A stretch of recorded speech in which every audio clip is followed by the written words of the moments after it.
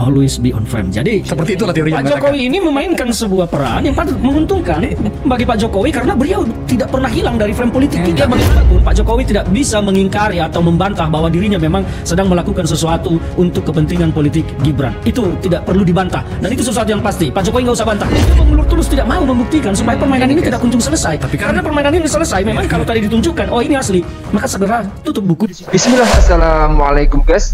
Jumpa lagi di channel Jurnal Terupdate. Sepertinya semua terkecoh tidak maunya Pak Jokowi untuk menunjukkan ijazah asli.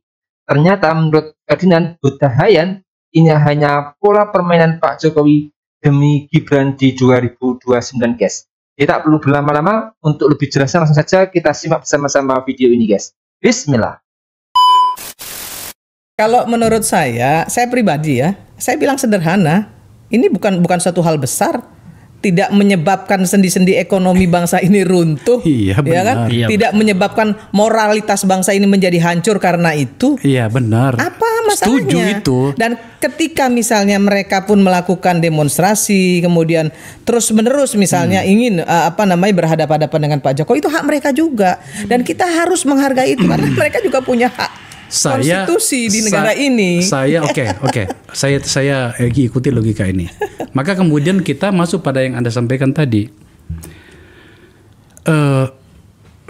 Kalau benar dan tampaknya banyak orang berpikir seperti itu, bahwa ini kan ini kartu-kartu yang sedang tetap dimainkan Pak Jokowi. Kita kenal orang ini punya kemampuan untuk itu. Iya. Memainkan pion-pion kan gitu.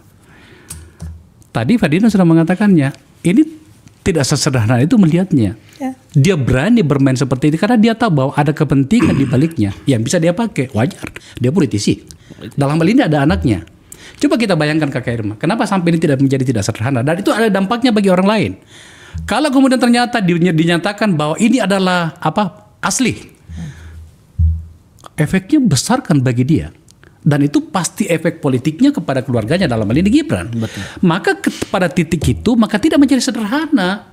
Ada publik di dalamnya dan dapat keuntungan, bisa saja Gibran jadi presiden. Tapi kan bisa juga sebaliknya, Pak. Oh, sekarang malah terjadi. Ya makanya saya bilang ketika Akbar bilang ada keuntungan, tapi juga bisa juga itu ada kerugian. Sekarang sudah rugi bagi Pak Jokowi di mata kita. Betul. Tapi kan kita tidak tahu dia. Itulah alasannya kenapa tidak dibuka saja. Kalau menurut saya di mata Akbar mungkin atau di mata Ferdinand mungkin rugi. Tapi kalau di mata kami, saya pribadi, dia nggak rugi apa-apa. Berarti Kakak Irma setuju bahwa sebenarnya ini adalah salah satu pola permainan kekuasaan Pak Jokowi. Setuju nggak? Sangat bisa. Saya kira nggak juga. Nggak juga seperti itu. Menurut saya, kalau tadi Ferdinand bilang ada banyak yang mungkin tersakiti ketika beliau menjadi presiden selama 2 periode, saya setuju. Bar. Dan kalau mereka kemudian melakukan pembalasan, kata seperti Ferdinand bilang balas dendam dan lain segala macam, manusia mana sih yang nggak punya perasaan seperti itu? Saya juga bisa memahami itu, ya toh. Dan kita nggak bisa juga melarang itu. Saya ini tokoh buruh yang tahu persis bahwa demonstrasi itu dilindungi oleh undang-undang dan boleh. Demokrasi di kita kan juga masih belum sempurna. Karena demokrasi kita kan tidak menafikan hukum dan keadilan. Betul. Ya kan? Nah itu yang selalu saya gugat gitu. Maka kemudian saya bilang kalau soal ini memang mau diteruskan, ada baiknya memang Pak Jokowi melakukan ini, menjawab ini dengan langkah hukum. Dan sudah dilakukan sekarang. Ya sudah. Oke. Selesai. Saya ikutin, saya menarik deh. Kita politisi bro ya.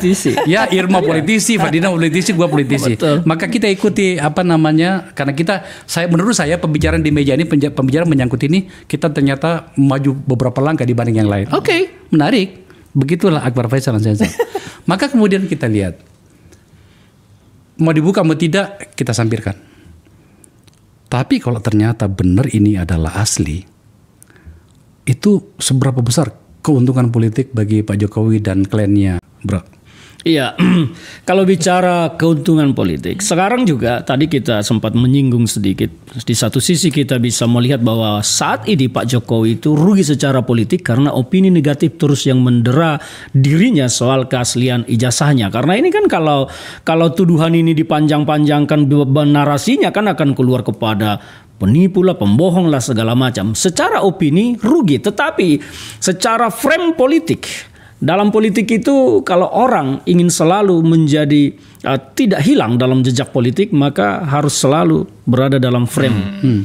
Always be on frame. Jadi seperti itulah teorinya. Pak Jokowi ini memainkan sebuah peran yang patut menguntungkan bagi Pak Jokowi karena beliau tidak pernah hilang dari frame politik kita.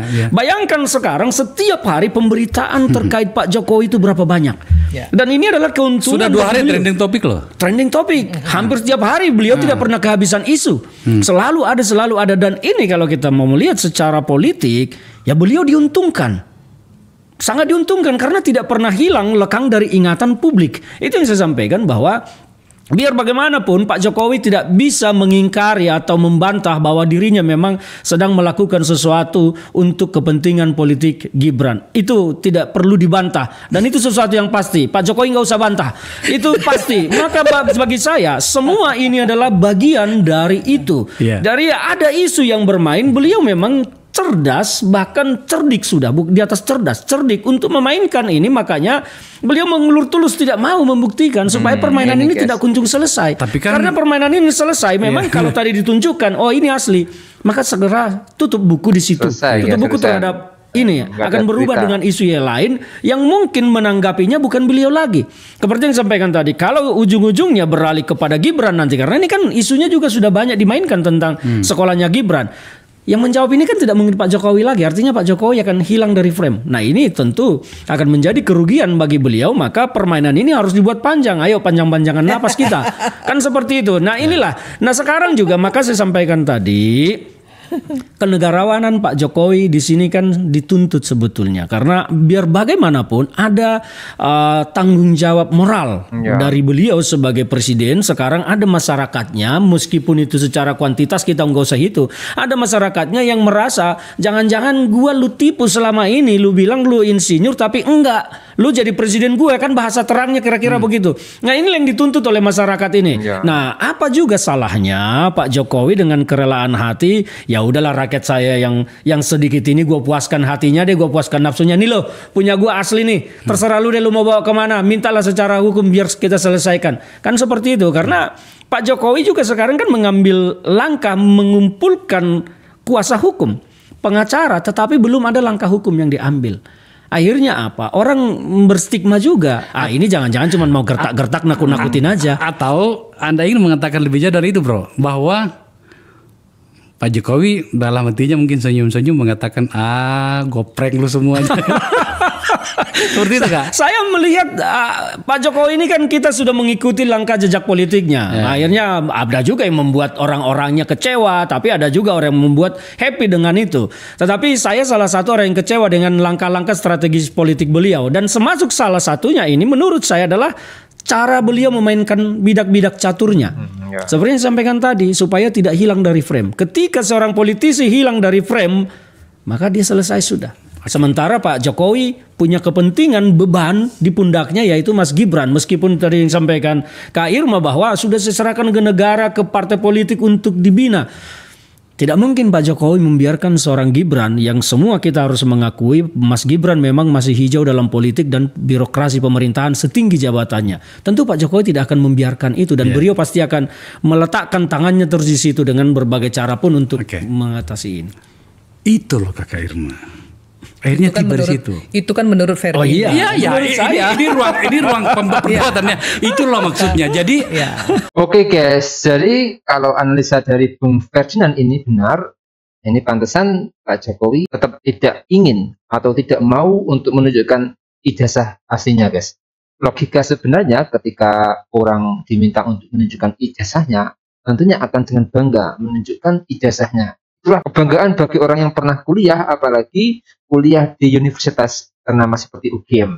Namun, kenapa Pak Jokowi seperti dipersulit atau diberolor-olor untuk hanya menunjukkan ijazah aslinya saja? Jadi masuk akal juga apa yang disampaikan oleh Ferdinand tadi, semua itu hanyalah pola permainan Pak Jokowi demi Gibran di 2029. Yang kedua, setuju bahwa aksi meragukan keaslian ijazah Pak Jokowi mungkin dilatar belakangi rasa dendam politik oleh kelompok-kelompok yang mungkin memiliki agenda berbeda. Mereka memiliki rasa emosi, kebencian, dan kepentingan sama untuk menjatuhkan Pak Jokowi. Namun, apapun alasannya, seorang negarawan itu harusnya lebih mendahulukan kepentingan publik agar tidak terjadi keributan di masyarakat. Jadi, langkah untuk meredam kemarahan publik lebih penting dibanding keegoisan ataupun ambisi kepentingan politik semata, guys. Jadi mungkin itu yang bisa saya jelaskan untuk video kali ini. Bagaimana menurut kalian soal video ini? Tulis komentar di bawah ini ya, guys. Saya izin pamit dulu. Wassalamualaikum warahmatullahi wabarakatuh.